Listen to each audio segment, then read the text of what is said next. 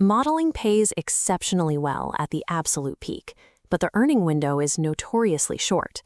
The clock starts ticking the moment a career begins. Even at the very top of the male modeling hierarchy, an industry where the gender pay gap is actually reversed, with women earning significantly more, figures like David Gandy hit an eventual ceiling. The underlying economic flaw in the endorsement model is structural. A model's physical appearance is a depreciating asset. They receive a flat fee for their labor on set, while the parent company walks away with the long-term equity of the campaign. Generating lasting wealth requires stepping out from in front of the lens. You have to stop being the subject of the photograph and start owning the means of production.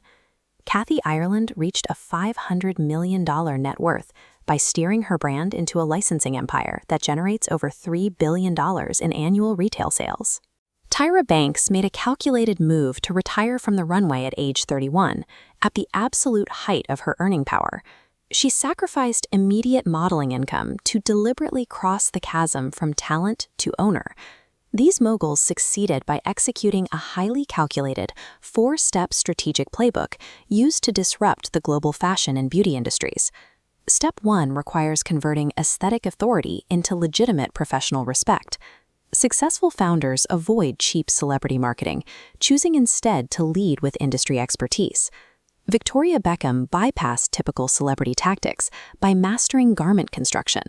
She spent years collaborating with experts and personally engaging in the design process to earn insider respect and build a genuine luxury house.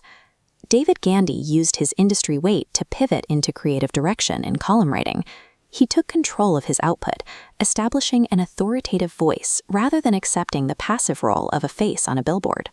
Without peer respect, a personal brand collapses under scrutiny. Professional credibility is the mandatory foundation required to support a premium price point and ensure survival in a crowded market. Step 2 is securing the intellectual property. This means demanding equity and ownership instead of accepting a flat fee to license out a name. Tyra Banks hosted America's Next Top Model, but her real leverage was retaining equity in the show's global format rights. Every time an international adaptation aired in one of over 130 countries, she collected royalties, turning a television hosting gig into a $2 billion franchise. Miranda Kerr launched Cora Organics in 2009, right in the middle of her Victoria's Secret contract. She used the capital and visibility from her modeling peak to fund the business, retaining full ownership of the product formulas and rigorous organic certifications. Kathy Ireland structured her company so she held 100% ownership. When her primary distributor filed for bankruptcy, that absolute control allowed her to swiftly pivot her entire operation into home goods and survive the crash. Intellectual property ownership is the critical mechanism here. It permanently decouples a founder's income from their physical presence on set. Step 3 moves into the modern era, leveraging data capital. Digital innovators now use algorithms and direct audience connections to bypass legacy retail entirely.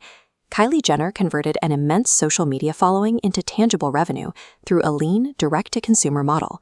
By outsourcing production, she kept the organizational structure light and the profit margins high.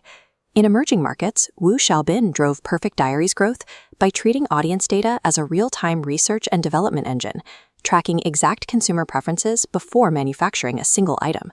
The top bar here shows a standard 18-month development cycle for legacy brands. The bottom bar reveals a tightened 3-month feedback loop. By capturing data, rapidly prototyping, and releasing directly to consumers, this compressed loop lets brands iterate instantly on real-time market signals. In this system, social media operates as an integrated supply chain tool, easily outpacing the slow vertical integration of traditional brands. Step 4 is constructing a brand moat by embedding unique cultural insights and personal ethics directly into the business. Rihanna possessed an inherent understanding of demographics that traditional cosmetic companies had historically ignored. She used that insight to launch Fenty Beauty with 40 distinct foundation shades, capturing massive market share by serving a broader audience. Other founders weave specific ethical commitments, like rigorous eco-friendly practices or social advocacy, straight into their corporate identities. Authenticity scales.